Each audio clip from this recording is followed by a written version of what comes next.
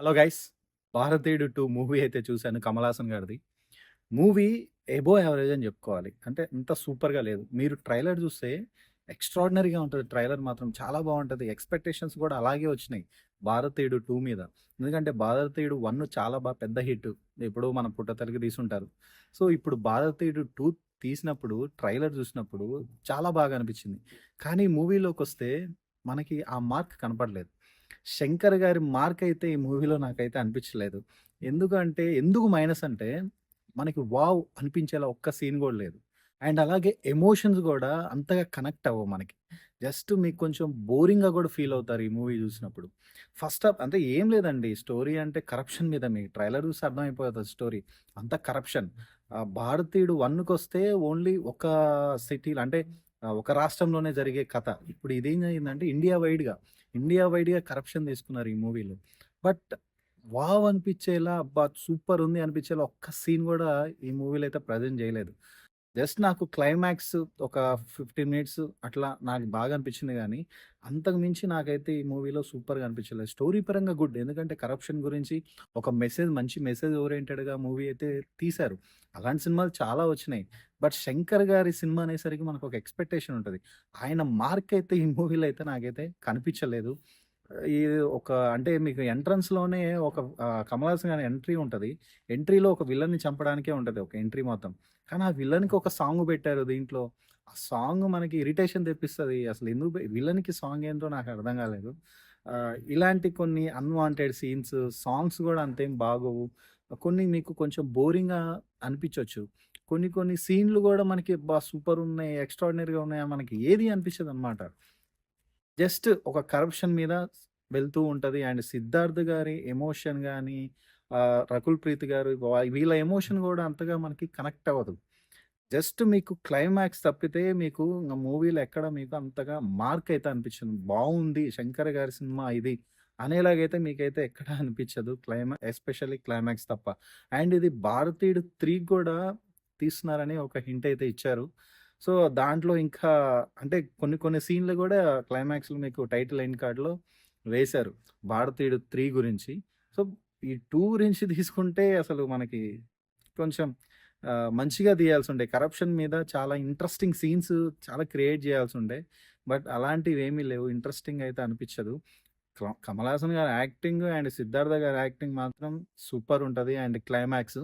అంతే తప్పితే ఈ మూవీలో అంతగా అయితే ఏమీ లేదు. ఈ కరప్షన్ చాలా సినిమాలొచ్చినాయి. బట్ 'శంకర్' గారి మార్క్ ఉంటది గదా! అలాంటి కరప్షన్ దాంట్లో 'శంకర్' గారు సూపర్‌గా ఉంటది. కానీ ఈ మూవీలో అలాంటిది ఆయన మార్క్ అయితే కనపడలేదు. ఈ చెయ్యితో ఫైట్ జేస్తారు గదా! 'కమల్ హాసన్' గారు. సో, అలాంటి సీన్స్ గూడా మీకు అంతగా అనిపిచ్చదు. ఫైట్ సీన్స్ గూడా అంతగా అనిపిచ్చదు. ఏదో నార్మల్‌గా ఉంటది. ఆహ్, సాంగ్స్ విషయానికొస్తే రియల్లీ అనిరుద్ గారి సాంగ్స్ అంటే బావుంటాయి గదా!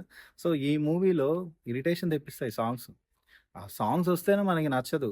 స్టోరీ వెళ్తున్నప్పుడు మధ్యలో ఈ సాంగ్స్ వస్తాయి గదా! బాగోవనమాట. అంతగా బాగోవు. మనకి నచ్చదు. అంత బోరింగ్‌గా అయితే మనం ఫీల్ అవుతాం సాంగ్స్. బీజీఎం గూడా అంతేం లేదు. ఫైట్స్ సరిగా లేవు. అండ్ బీజీఎం సరిగా లేదు.